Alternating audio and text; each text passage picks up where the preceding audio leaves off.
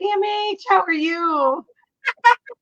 I'm so glad we could figure out the technology and we could do this together. So, you guys, I'm at PMH because I am a big enthusiast for the IONS group, which is the International Association for Near-Death Studies. And right now, if you're watching this, you are seeing the world most authority on near-death experiences. So, PMH, will you explain a little bit? You started this research on near-death experiences back in 1978. Yeah, that's 44 years ago.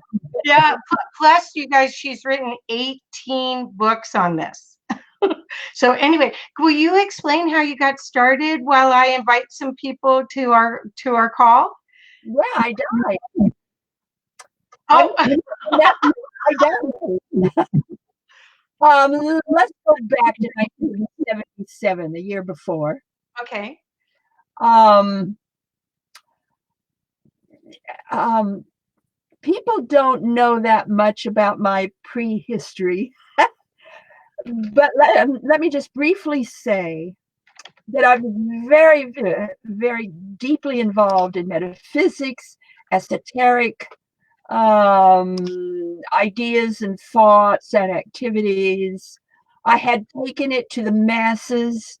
I started Idaho's first nonprofit metaphysical corporation back in I can't even back in the 70s. I was doing this very large and big time back in the 60s, really. And the one who turned me around was Ram Dass. I was really, I was just a normal mother with 3 kids. And we were walking through Julia Davis Park in downtown Boise, Idaho, and the kids and my former husband were ahead of me, and they were going to get a picnic table. And I happened to be walking past the big band shell, and there was one man seated in the lotus position near the lip of the band shell stage, and he was just talking. Had a little microphone, and he was talking all by himself, just talking. And down with the seats, there was like maybe 5, 6, 7 people, and he was talking about all of his experiences, taking all these drugs and all the things that had happened to him, and on and on and on. And there was this little old lady. she was in the front row, and small thing, and she got up and went over to the band shell. And of course, she had left to see Ram Dass, and she said, "I do all those things when I crochet." That caught me, and I stopped, and I said, I do too. I don't crochet, but all of those things happen to me all the time, every day. And I thought, wow. So I finally went on, to the rest of the family in the picnic, but that opened a door, and I started jumping on that door within days, within weeks. And then I discovered the ARE, the advocacy group. Now this is back in the 60s. And all, I discovered hypnosis and prayer and meditation and all these incredible things. And I discovered there was a word for some of the things I could do. It's called psychic ability. It's like, what? Never heard of that before. That's so cool. I was doing all of that big time. And again,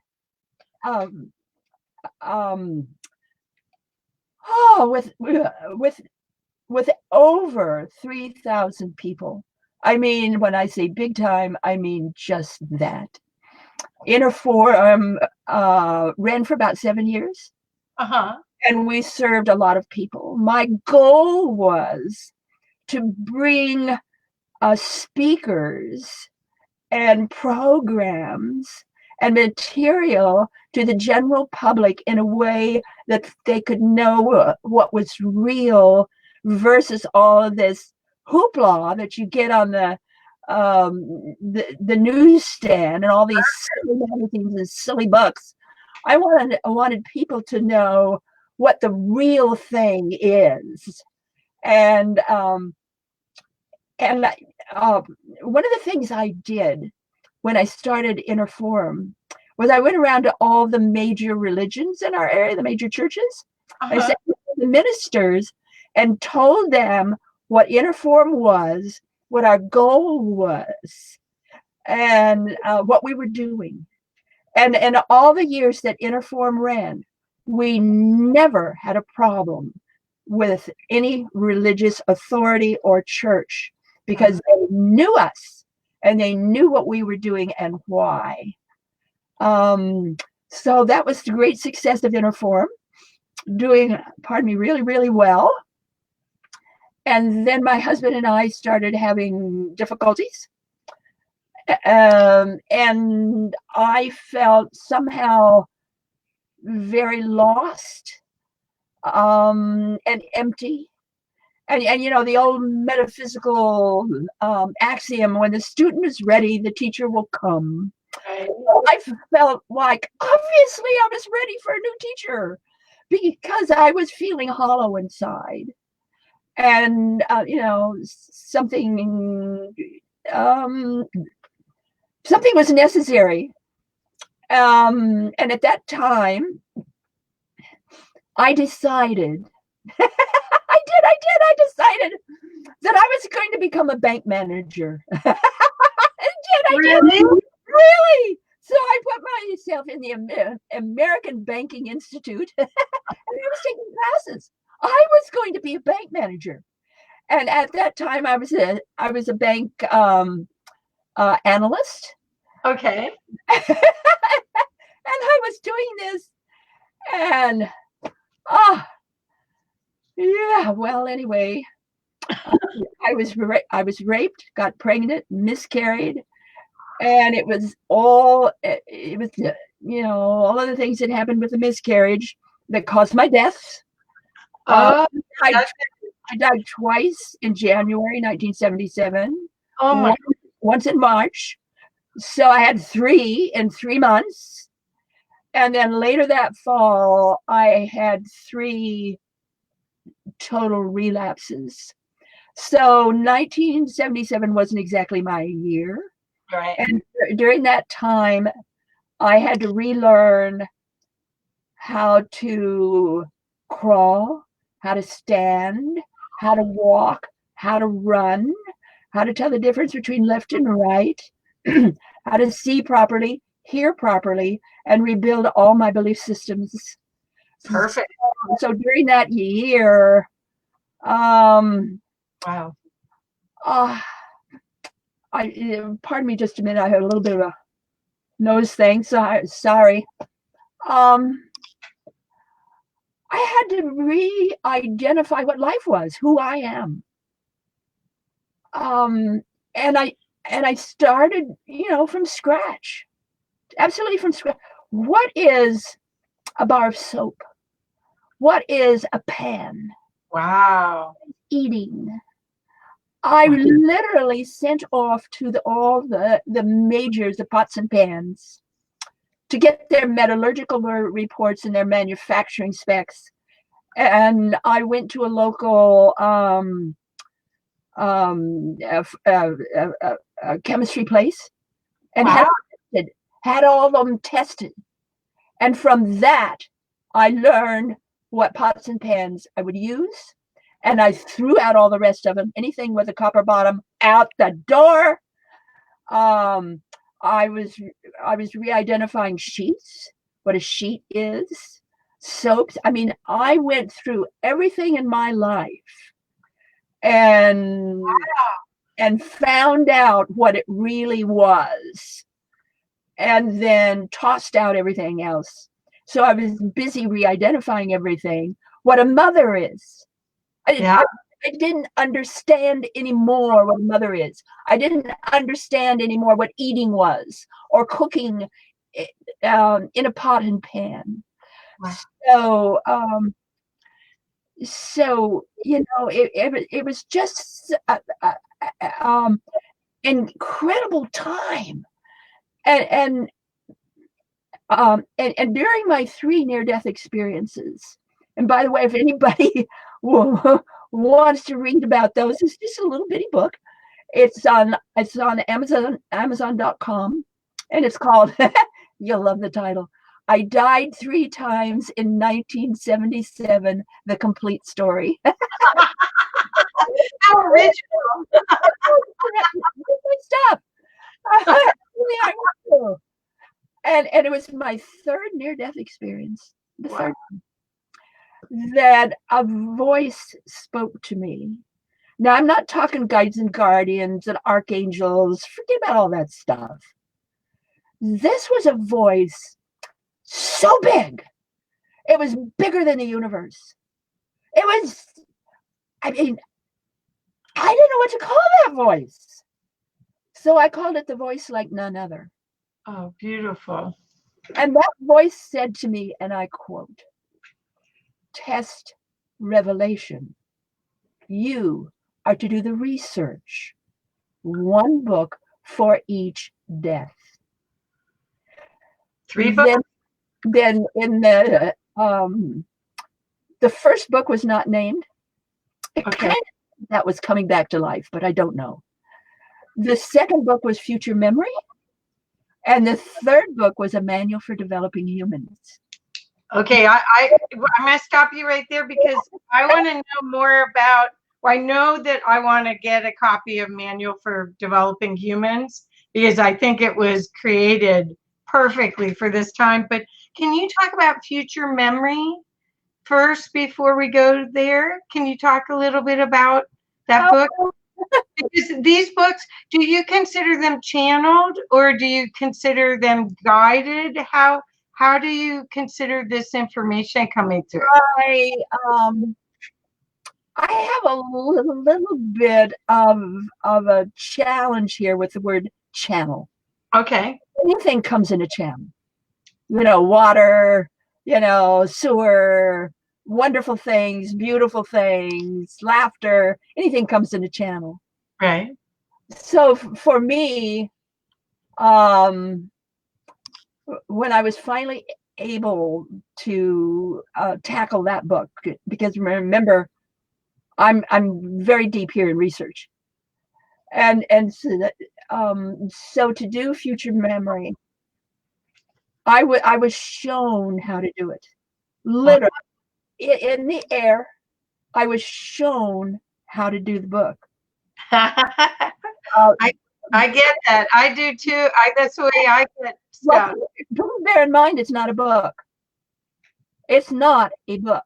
What is it? It is a labyrinth. Oh. It is a real labyrinth. And the book, it's designed, the math of the book, it is mathematical. Okay. Every sentence, every paragraph, every page in that book is part of the math I was shown and used to create the labyrinth. So when you start reading the book, you're walking into the mouth of the labyrinth. You have to stay on the path. You can't read here and there.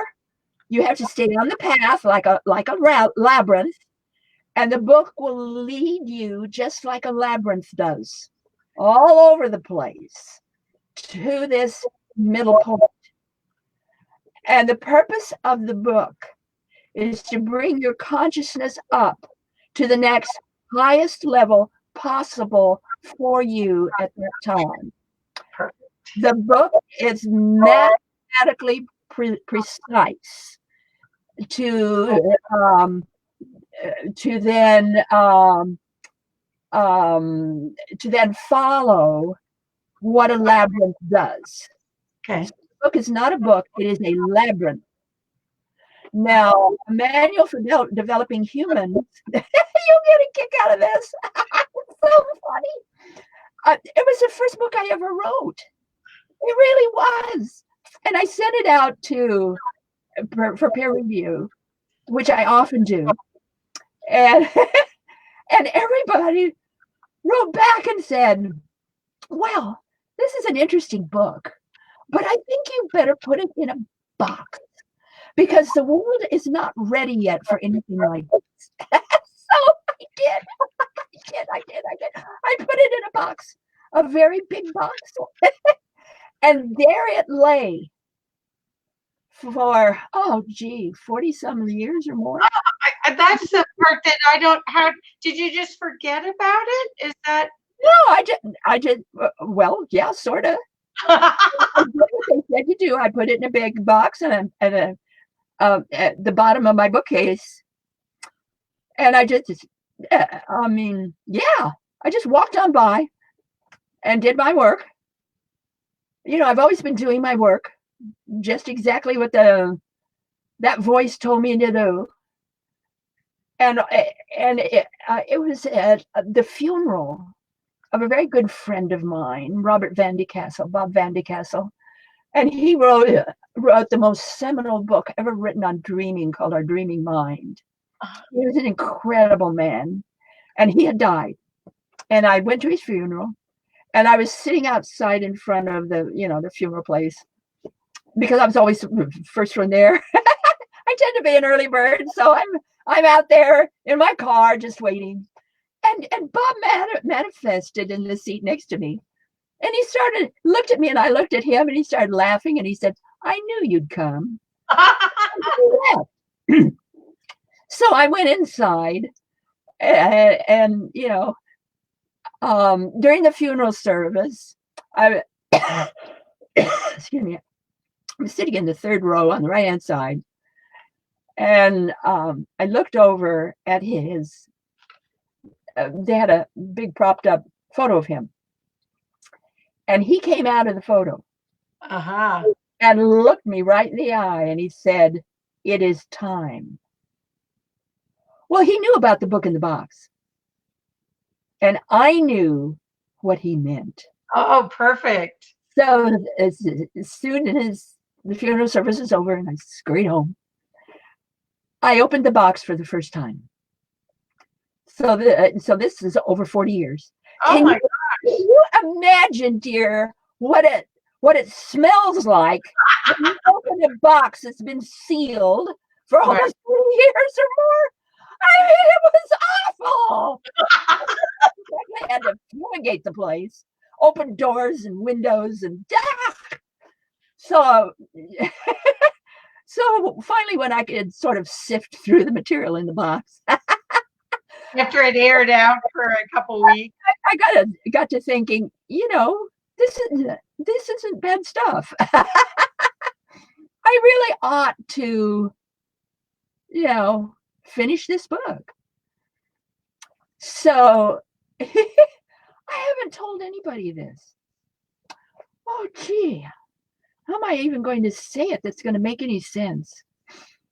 Because I'm the kind of person that I see things all the time, and I've often said that we're going to put a sign over the front door of our home, and it's going to say welcome, whether you're wearing a body or not. Doesn't matter. And no, I'm not a medium. I'm just, I mean, they're everywhere. Well, anyway, what can I say? So, so something happened that's never happened to me before. I started then walking the material over here to my desk. And in the process of doing that, the air folded over. Oh, that's a time loop. Now, Yep.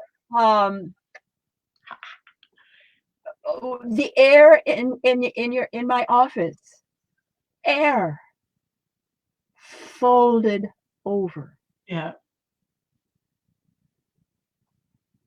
And what came from that fold,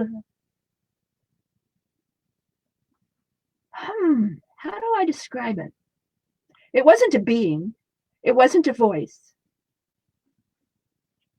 It was,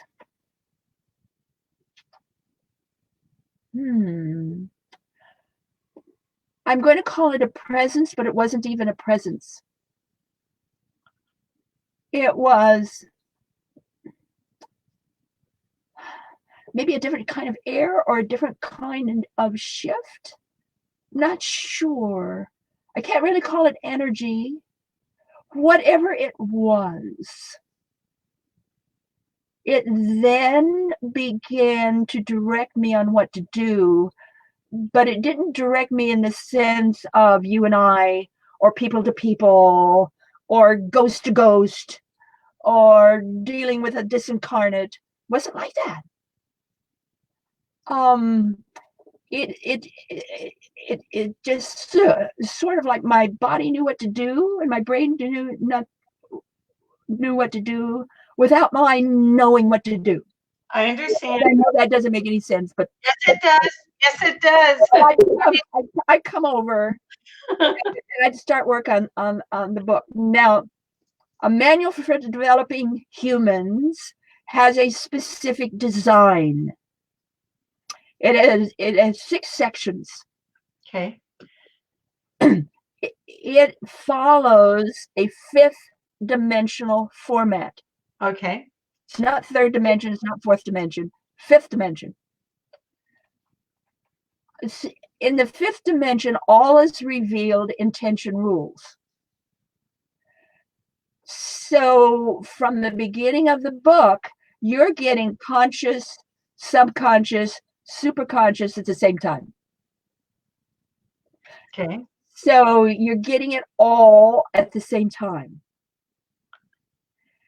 And you're shown through the book how to talk, how to think, how to live. Oh, beautiful. And each section is devoted to that in that kind of rhythm, that you're getting a 5th dimensional advantage on how to live productively and successfully while being who you are. Perfect. Now, in our Bible, it says quite specifically, ye are gods. Ye are gods in the making. Yes. Any of us who've gone through a very deep transformational experience, whether it's near death, right, whether it's a vision or whatever, yeah. but one of those really gut level things, not right. just it changes your mind and feeling, but it changes even how your feelings feel. So yeah. I'm talking about something very, really, really deep. Yeah. It shows you all of that, but in honor of the fact that we are all co-creators with the Creator. Perfect. Now, back in ancient times, the word Hu, H-U, was the sound of God. Right. Right. So as we went over in time, human meant God-man, God-woman. So we're all humans. That means we're all gods in the making. Right. I mean, that's a truth. That's an absolute truth. Doesn't matter your religion, doesn't matter nothing. We are all co-creators with the Creator. That's right. So that's what the manual is all about, is helping you to be who you are, who you already are. I love it. Isn't this cool? And all of the book is simple, simple, simple. but it leads you and reveals to you and expands for you your own basic nature. That's right. I mean, who of us ever in our school from first grade on were ever taught how to be a human being? I No. mean, you're taught math, you're taught English, you're taught gym, but you're never taught how to be a human being. A manual for developing humans teaches you how to be who you are. That's Exactly. what we do. And this is the In perfect the book, thing. platform drawings. I made them all. Wait 1 second. I just want to let everyone know why I'm so excited about this, because this is the perfect reading material for right now. As Oh, we are on a pause for a reset. And this is the reason you wrote this book. And when I found it, I was like, oh my God, no wonder why I was so excited. I mean, I love your near death experience work, because I'm just fascinated with all of it. And I've had a spiritually transformative experience. I didn't have a near death. yeah, the other. But everyone, this manual for developing human, which is available on Amazon, and it's readily available on Amazon. And this future memory books, they are great readings for right now. Right, PMH? I mean, it's almost like you wrote it for right now. Well, who knows? That voice, I do. But that voice isn't a sound. It's sort of like a presence, but it's not a presence. It's a knowing. It's not even a knowing. Oh, really? So that's the way it comes to me. It's just a shift in reality. Oh. It's just a shift in reality. Um, Do you think it's a different timeline that comes in and then you're able to jump into it?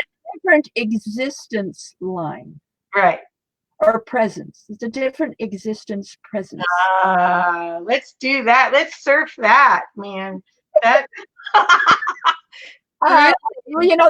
Sometimes when I was writing that manual, I was looking at my computer and it's all blank, and I would say up and down, hoping that something was listening, saying, "Give me a word, just give me a sentence. Help me here. I don't know what to put. Give me a word. Just give me a word." And usually that happened. But sometimes I was almost desperate because, I didn't know what was to come next. right. And it wasn't a channeling thing at all. I know what those are. I was doing that back in the 60s and 50s or 60s. No, I know what that is, and I want no part of it. Thank you very much. A lot of people gain a great deal of good from that, and I honor that, but that's not my path. I understand. My path is I walk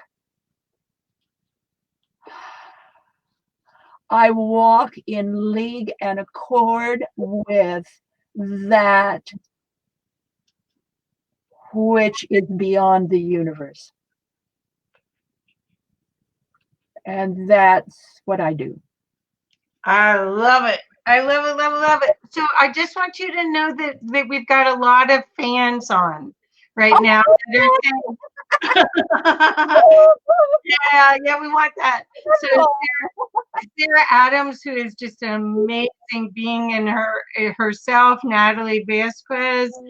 We've got Xana Kozar. We've got Noelle and Bob Marshall Warner. We've got Olivia Parrod. Noelle and Bob have met you. Olivia's met you. Marie Redmond, lovely laughter. Rosemary Zytek, good morning. Love the energy. Marie Redmond. Terry Willette. So you guys, oh, and Jacqueline Arnold's here. Thank you, Jacqueline, for coming. So if you guys have questions, I would love, we're going to keep going. Oh, and Elke's here. Hi from Australia. Hi, Elke. So you guys, please, if you have questions that you want to ask, because I'm going to keep asking questions because I think I need like 3 of these sessions with you. um, oh, I'm good. I'd love to do it. Oh, this is so much fun.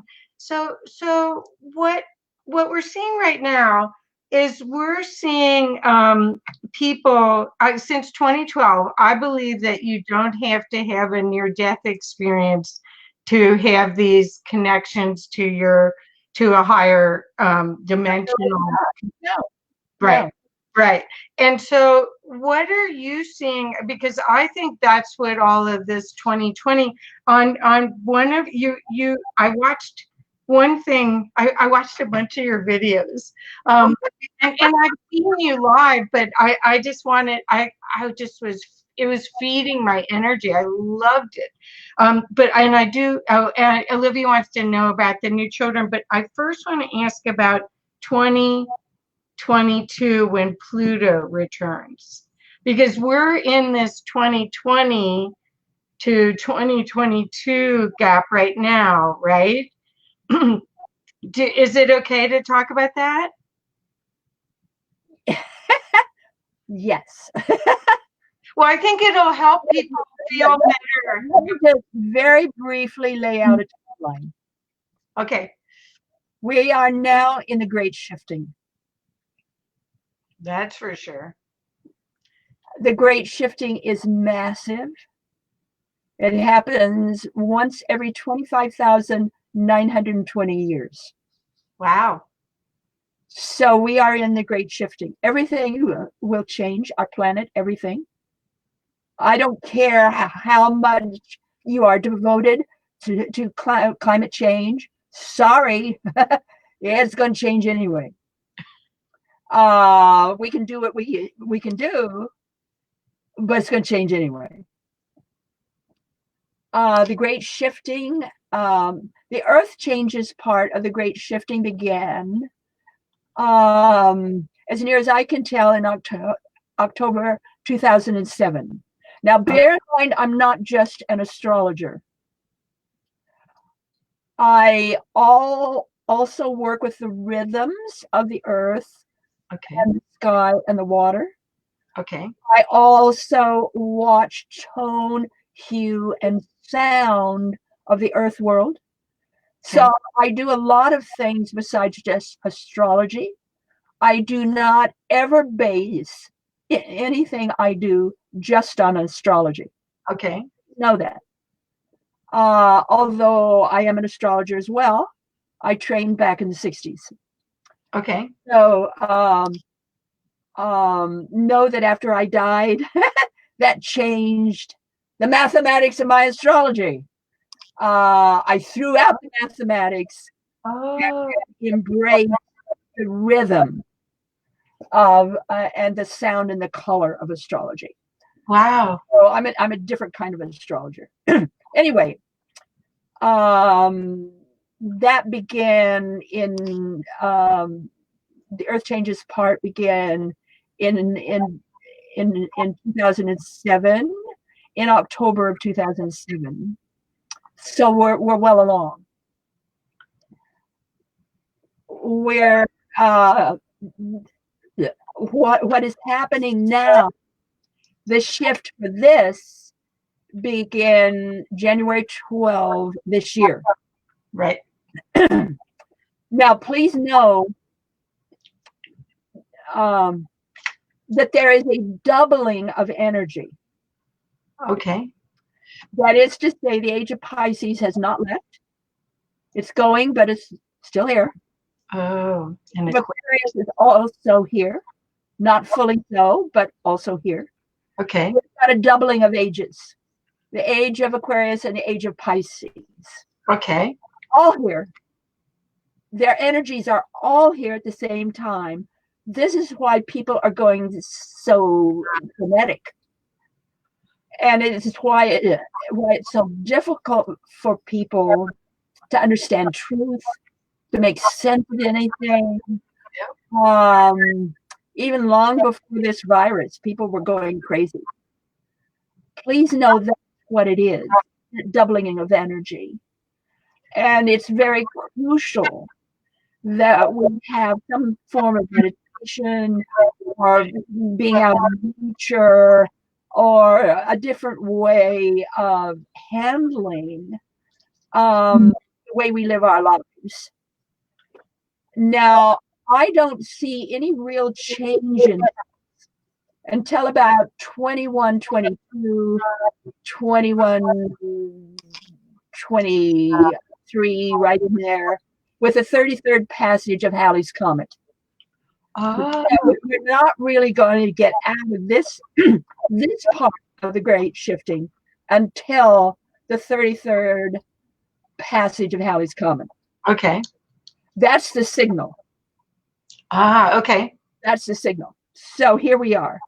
Now let's bring that to the United States of America, where we're living now.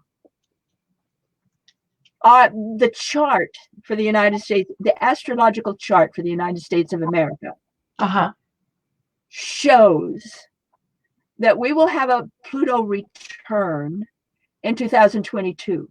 Right. People don't have Pluto returns.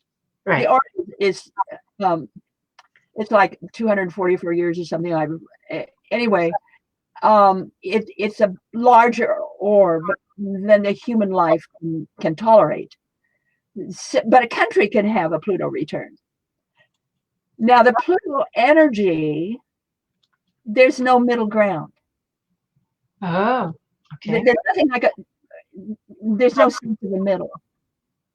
Okay. If there's a lot of energy or hardly any energy, it's really good or it's really bad, or there's no middle. Oh, wow. So we then would supply that middle. Perfect. By going into what a manual for developing humans would teach us to do. Or any form of meditation group or any form of prayer group will teach you then how to form a middle when there is none. I see. Plutonic energies do not have a middle. It's really good or really not good. Okay. Bearing that in mind, there's no such thing as a 1 year Pluto return. It's going to be 4 years. It's going to run from 2020, which is now, through 2024. Okay. The intensity is 2022, but we're going to get the full Monty, if you will. So that's going to cover all of the next presidential election. Now, hear this, everybody. No matter who wins, they don't win. Oh, wow. There will be no winner in the next presidential election, no matter who wins. Okay. This time frame, 2020 through 2024, will literally and forever change our government, change our country, change the way we are as Americans. Good. So it's up to us. Going the way of socialism is not the way to go. Sorry, it's not. I don't take this stuff about a democratic socialist government. Okay. But capitalism is not the way to go either. No, it's so somehow we need to get a middle in here. And what kind of middle, I don't know. It might be a modified form of capitalism. I'm not sure. But if you go back in history, the only government that has ever truly helped and built a society has been capitalism, not socialism. The true socialistic or democratic governments were all fell and were all defeated by the people and the lands around them, by the cycle of their own existence. It didn't work. It didn't work because there were too many people that wouldn't go along with it, or there was always something that happened. There was a movie on this once of where they had a true democratic government in South America. I forget what the name of that movie was. I saw it. And it showed how and why it collapsed. Oh, wow. And so we can be as visionary as we want to be, but you've also got to be practical. You've got to be a visionary and a practical, both at the same time. So this is why I'm saying no matter who wins, they don't win. I understand, because we're in a big change. We're in a big change. Yeah. We're going to continue to change and change and change massively. And it's all in our own pockets. It's all in our own lives. It's all in our own gut. Right. Because we're the only nation on earth that really has an open society, fully open. And too many of our people have taken advantage of that. Either on what we say, the new age part, or the new thought part. Please let's dissolve new age and look at new thought. Or on the let's build a different way, whatever. None of them to date really has a criteria or a plan that would work. Right. They all have the beginnings of what might work. Right. Well, we've got to have the practical as well as the esoteric, as well as what will really help the human being. Now, bear in mind, I come from World War II. You know, I mean, I clearly remember Pearl Harbor. Right. And people are talking about what's happening now. It does not compare with what we went through with Pearl Harbor. And believe me, it doesn't. So, and we've all been spoiled. We have literally been spoiled. Right. We just don't know how to cut corners. We don't know how to bake this or do that. We don't know how to raise our own food. In those days, butter was rationed, gas was rationed, sheets were rationed. I mean, you couldn't have butter. You couldn't have gas. Right. You had ration slips, coupons. You couldn't go anywhere hardly. So what enabled us to go through it all was we helped each other. Right. We helped each other. Didn't matter who you were. Didn't matter your belief system. None of that mattered. And if people were too proud, then you'd put all the food or whatever in a sack, and you'd put it in the front door, and you'd knock or ring the doorbell, and then you'd leave. And there was the food. Or we'd supply sandwiches to beggars who'd come to our door. Yeah. And there were many that just were so desperate. They would come to your door and knock. Oh, wow. So I've been through this. Yes. It's going on right now, and I say, been there, done that. Yeah, but do you have some comparison? And the human spirit is so co-creative with the. Well, you know how to sing. Look what they're doing in Italy. They're opening their windows and they're singing. They're singing. Yes. Yeah. Isn't that wonderful? The human spirit. Yeah. Twin Falls, Idaho.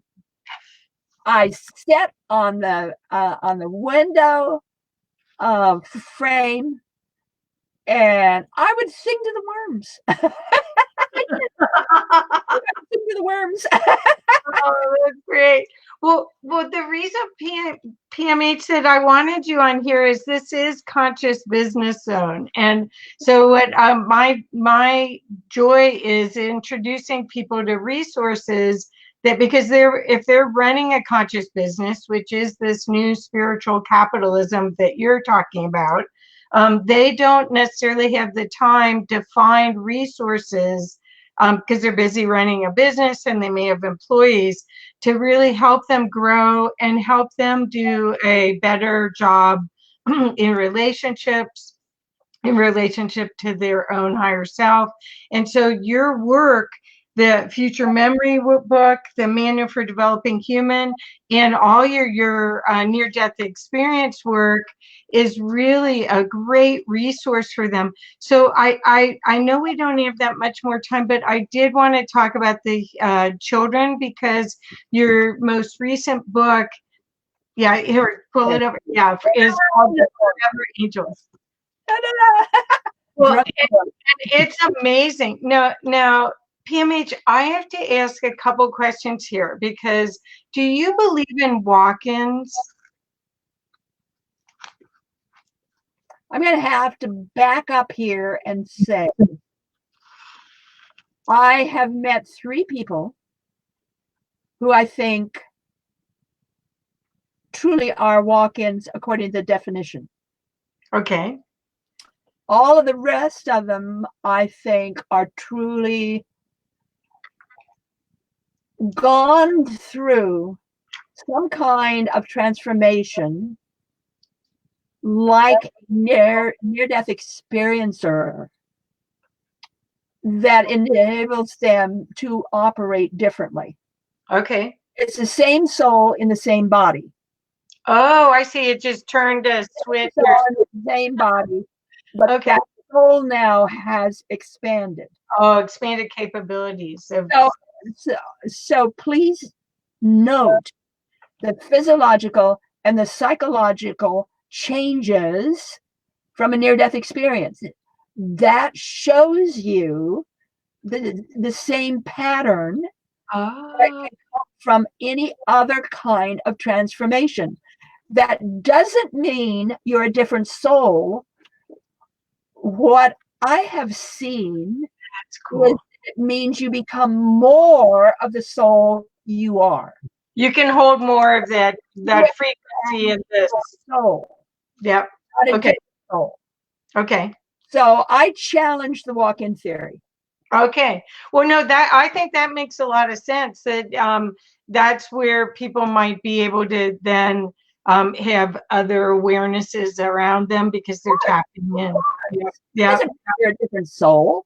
It just means you're more of who you were before. Because I almost died when I was 2 weeks old. There was an influenza in the hospital, and I guess hundreds, or I don't know how many babies, a lot of babies died, and I made it. I had the cold, but I was in the hospital, but I made it. And so I always wondered if that's why I had the pattern in the Forever Angels. Well, yeah, that's what, and I think I saw that you said that a lot of those children died in drowning. Oh, a lot of them. Yeah. So tell us a little bit about the book. And I think it's so important that everybody read the Forever Angels near-death experiences in childhood and their lifelong impact. This is the first major study ever done of near-death experiences between birth and the age of 5. Wow. So I'm going after the little ones. About 1/3 in my research base who could remember their birth. Wow. I remember it clearly. So we're talking about a whole different aspect of near-death experiences.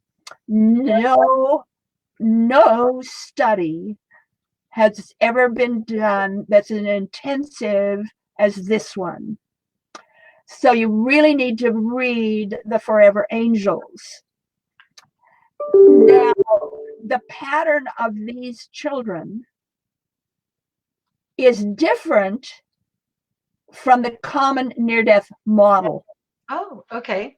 Therefore, it challenges the entire field of near-death studies. Now this is 397 people. This is a major study. Okay. Let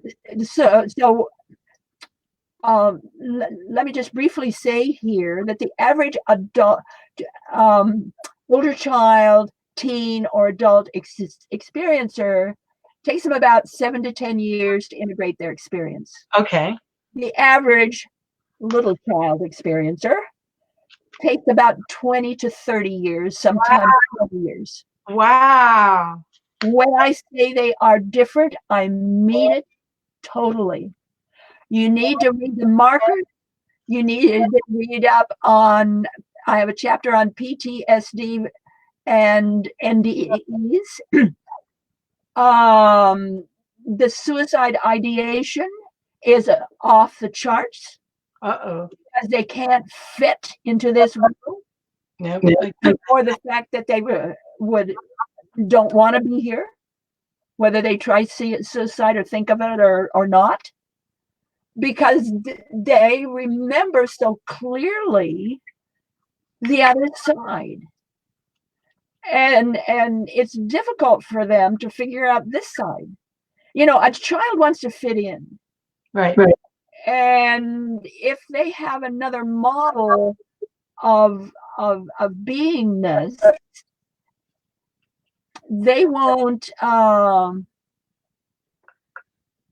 be a part of their own family, school, everything. It's really, really difficult for them to do that. Yeah. 90% do not bond with parents. I get it. This is, again, a major study, and it's because of that study that I wrote the Animal Lights series. Here's one of the Animal Lights books, Busy Wiggles. And what I did is I created 6 books for children. Actually, it's more for their parents, where you can only get them from Amazon.com, the Animal Lights series. There's 6 of them, or you can get one, you get all 6 together, where the parents, in fun and joy, can sit down with their kids and go through all of these.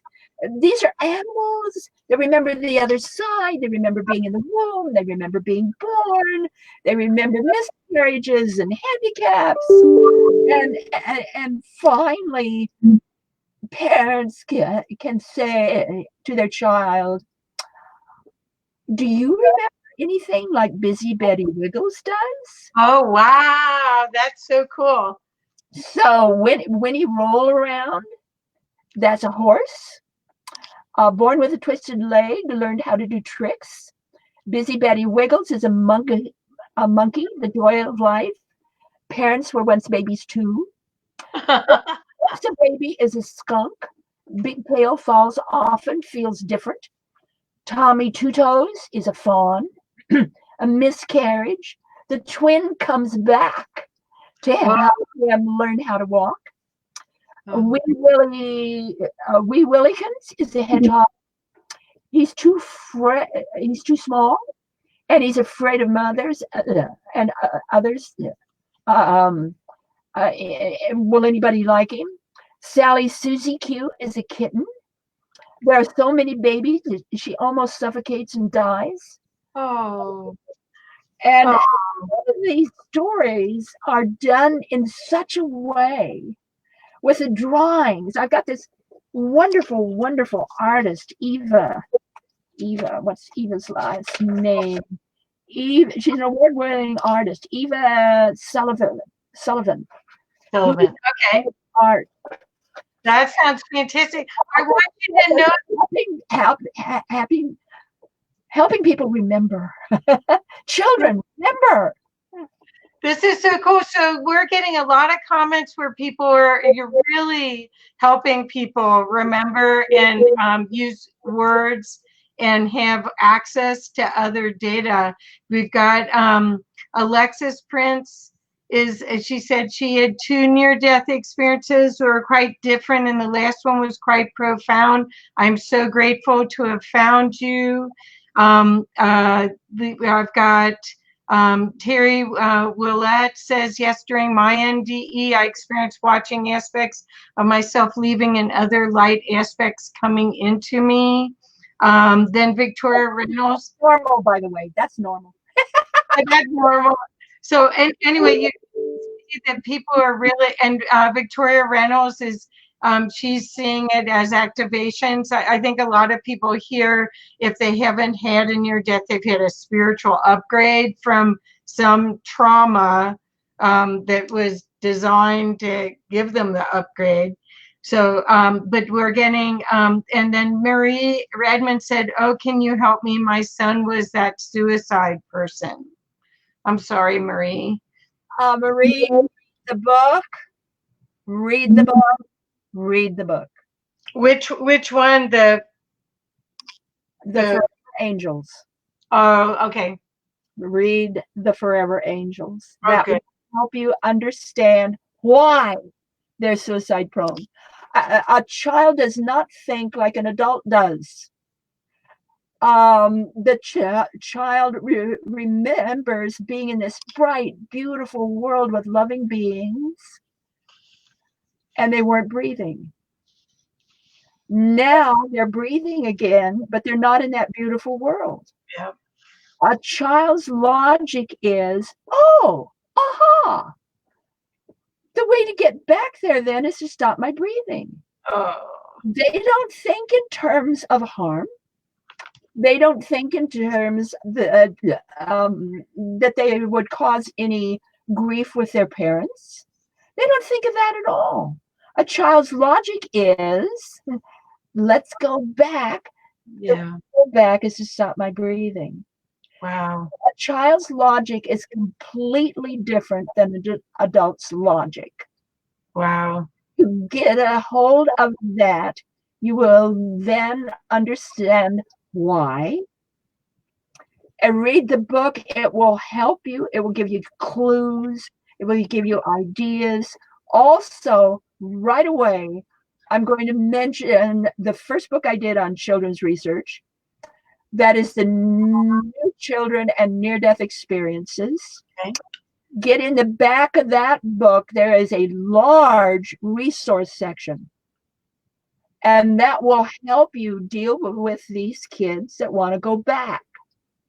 One of the ways that they can deal with that is through visualizations. Okay. And I teach you how to do that in that book. So you want to get that book also.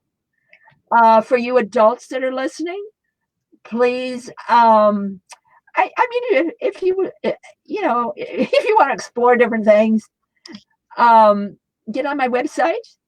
Yeah, it's right here. Go to newsletter and get and subscribe to my free monthly newsletter. Now, there's a caution here.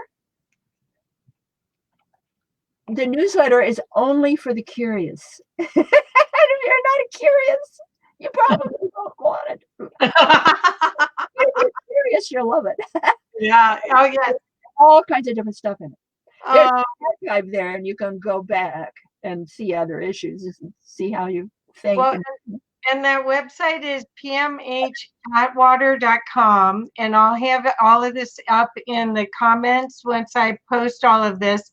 And we're not friends on Facebook, PMH, so you're not going to see all the places I share this, but I hope all of you will. I have Facebook. Please, everybody know that when I'm personally on Facebook, I get assailed by all of the people on on Facebook. It hits me in the chest and it hurts. Okay. So I have a Facebook. It is managed by my webmaster, Steph. If you have a question, she will send that question to me. I will give an answer and she will post it onto Facebook. That's why I'm not directly on Facebook. It is physically harmful to me. Right. It's not your energy. That's the reason I'm not on it. Okay. Okay. Well, I am. I am. So I'm going to make you a superstar here. I want you to know that Allison Cruz Rudd said, I love the newsletters. And Terry Willette said, I will sign up for your newsletter. Thank you so much.